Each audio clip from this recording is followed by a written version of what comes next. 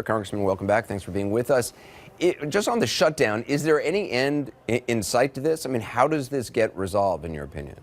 I think this ultimately gets resolved with some rank and file members who understand this topic, who has trust amongst each other to try to negotiate or suggest an alternative plan. One of the problems that we have right now is that the leaders that are negotiating this lack some trust amongst each other. Some of them have just met each other that are involved in these negotiations, and that's unfortunate. I actually don't believe you should be negotiating on the backs of almost 1 million workers who are trying to do the right thing for the country. And if this was indeed a crisis, the people that are dealing with this crisis should get paid. So I hope that several of us can talk through some of these issues and suggest an alternative. So, I mean, you are on the border. Your district is on the border. You know it firsthand. You see it firsthand whenever you're there. Is there a national security crisis on the border, as the president of the White House is saying? Well, I will say this. There's 400,000 people that have come through this country illegally last year.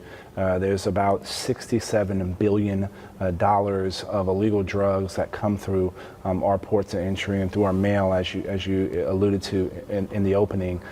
This is a issue and a problem that has existed among multiple administrations. So it's a problem that has been here for a while. And because previous administrations and other Congresses weren't able to put together a plan to actually get operational control of our border, we're in the situation that we're in right now. And you don't use the word crisis, though, because just in terms of numbers of people, being apprehended, I mean, it's record lows compared to what it was in the 70s and 80s and even up to 2000. Sure. From 2000 to 2017, there's been an 80% drop in the amount of apprehensions at the border. But is 400,000 still a high number? I think it is.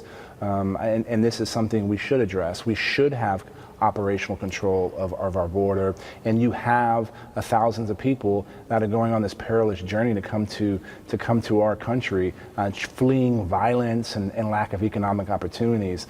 And so one of the solutions we should be working on too is how do we work with our allies in the Northern Triangle, El Salvador, Honduras, and Guatemala, to address some of those root causes. So shutting down the State Department, shutting down USAID, not having funding for INL, for these programs that we're working on with them, to address those root causes is going to continue to exacerbate the problem that we have. And I think we've talked about this before, Anderson. The only way you solve this problem, the only way you make sure you have operational control of our border, is to look at all 2,000 miles of the border at the same time. And the only way you can do that is with technology. And the only way you stop the drugs coming in our country is making sure our ports of entry have the technology that they need. You need additional men and women in Border Patrol. But guess what? There's already 2,000 positions within Border Patrol that are unfilled.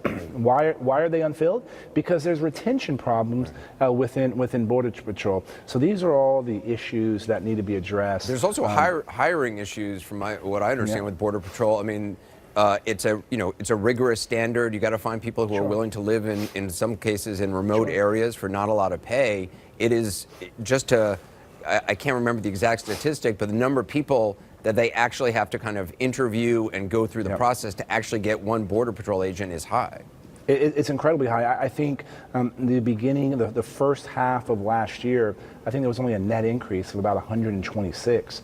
That's a pretty incredibly low number. But again, I've been involved. My first bill I got signed into law was actually something addressing Border Patrol pay. And because of people in the senior leadership of DHS here in Washington, D.C., they were going to cut the salary of what Border Patrol was going to make for the same amount of hours. That makes absolutely no sense. And so we were able to fix that. So there are some internal issues that we make sure that these men and women are doing things that are being supported for their work. So I have 820 miles of the border, 29 counties, 2 time zones. My district is larger than 26 states, roughly the size of Georgia. I have 5 of the top 15 ports of entries within my district. And when I talk to, and I have 4 sectors, so the border is broken up into sectors. When I talk to the men and women in Border Patrol, I say, okay, if you had $10 million, what would you do? You personally have. And the first thing they always say, put the the telecommunications infrastructure for my cell phone and push-to-talk radio to work. That's step one. Excuse me. That seems pretty basic. I mean, pretty basic, right? There are some basic needs that they have. They should get paid a little bit more. That's another thing. And then to have the technology, we're not using the latest and greatest technology along the border. Some of the stuff is not even on the border. Some of the stuff that they use, you require, basically a PhD in computer science to run. But they do have an innovative program. It's called the Innovative Tower Initiative that they're using some of the latest. This is where the conversation should go.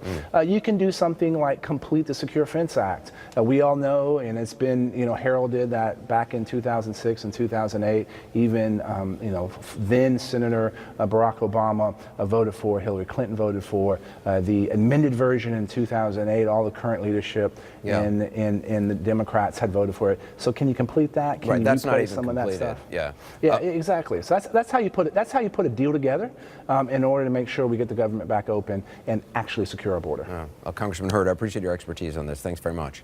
Always a pleasure.